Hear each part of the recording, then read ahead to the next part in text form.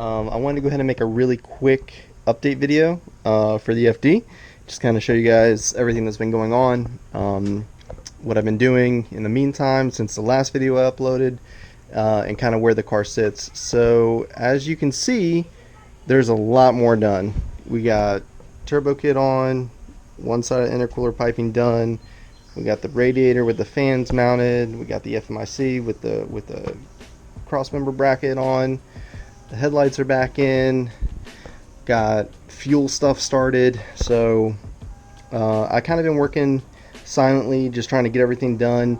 You know, when they really talk about a sorted LS swap, they don't tell you about like all of the stuff that you need to do, or things you had to redo a couple times because you didn't like it, or small things that aren't really documented that add up. So like for example, stock FD throttle cable, trying to get it to mate up to the throttle body. After 2 brackets, I finally found a bracket that would work. And even when I did, I had to modify this one, so I had to cut it down, and then I had to widen the hole for the cable.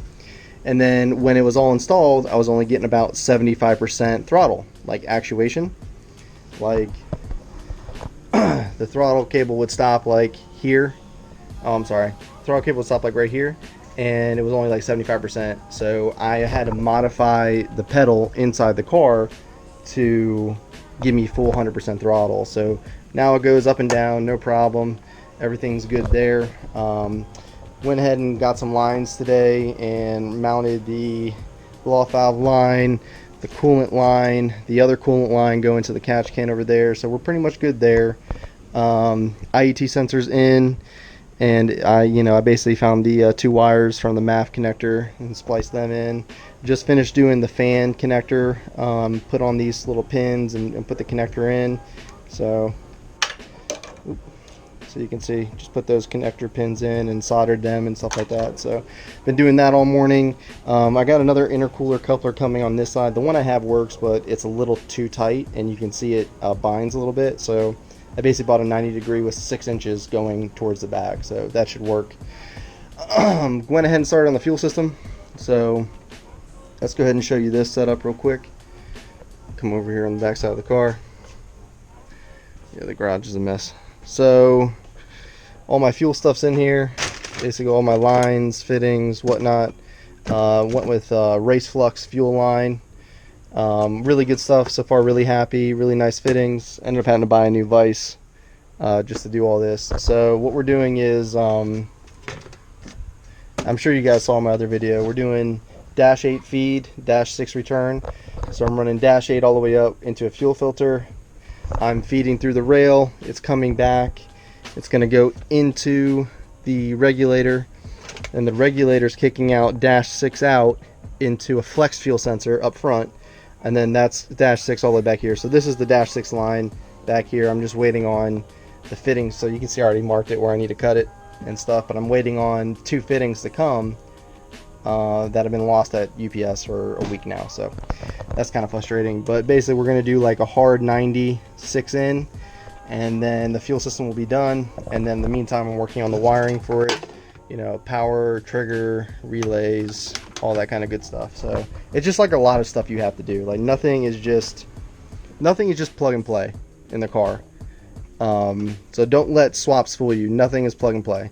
And even like the wiring specialties harness that they send you, it doesn't work that way. It's not like plug and play. There's still modifications you got to do, wires you got to cut, stuff like that. They advertise it as drop in, and it's like 80% that, but it's not 100%. So as you can see, -8 feet in, and then this kicks out. So this is the return line. The fuel pressure regulator is going to sit right here, and then you can see it's going to go -6 down. My flex fuel sensor's there. I'm also working on that wiring there, all the way to the back.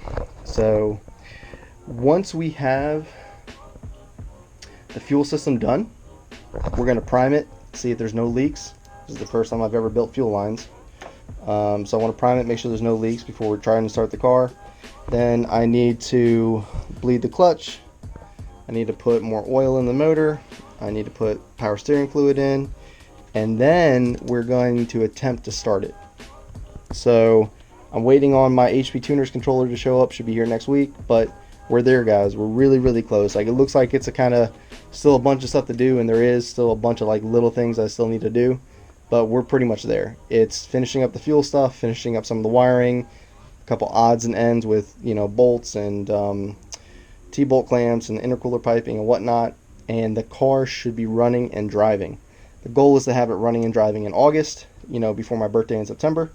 That was my goal. My goal was to always have this car running within a year of doing the swap. I started the swap in October of 19. It should be on the road October of 2020. That's my goal. Hopefully I can hit it. So that's it, guys. That's pretty much the major stuff there. I'm going to show you some stuff inside the car. You've already seen the I'm stuck on something. You've already seen the CJ Motorsports dual fuel pump. You see the relays. You see the fuel stuff I'm working on. You can see that we've finished the battery relocation.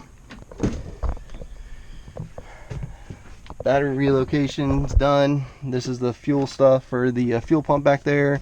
The lines, everything's good. It all runs underneath the carpet. We got our tri-ax shifter handle in. I'm waiting for my shift knob to come. So we just got the tri-ax in, very cheap. It's like $35. You know, works for what it is. And then we got our second bolt racing thermal shifter boot cover. Really cool thing. Kind of heavy duty. Really blocks out a lot of the heat that comes through. I'm sure on like NA V8 cars that have dual headers running, you know, right down the center type deal, it probably did produce a lot of heat. I don't think I'm going to have that big of an issue because I just have one downpipe coming this side. So it should be good, but there still will be a lot of heat from this motor and engine. And then there's my ECU over there. So still working on a whole bunch of stuff for that. So like I said, guys, we're getting close. Motor's in, turbo's in, and we're taking care of all the specialty stuff. Pretty much all the fuel lines ran, everything's bolted up. I gotta still bolt this in, gotta find a bolt for it. I had an issue back here with my map sensor. My map sensor wasn't really staying in the hole because the hole was like broken, and then the retaining clip was broken. So I sealed the hole, and I did basically an external mounted 3-bar map sensor over here. So hopefully that works out good. Yeah, it's just a lot of stuff, guys. A lot of time, a lot of small little things that they do not talk to you about when the swap happens. And then on top of that, you know, I went turbo, so it's like double the effort. And, you know, just making sure everything clears. Like, you know, this is really tight on the turbo, but it clears. This is really tight on the belt, but it clears. You know, I'm just making sure everything goes in the way it's supposed to. And also got my O2 sensors in right here with the extensions. So basically 2-foot extensions here. The other one's there as well. So you can see it, it's right there. And then I still got to ground this for the fans. So just a whole bunch of stuff, guys. So thank you for tuning in. More videos to come. Sorry I've been kind of slacking on it, but you know, when you get busy working, things just happen.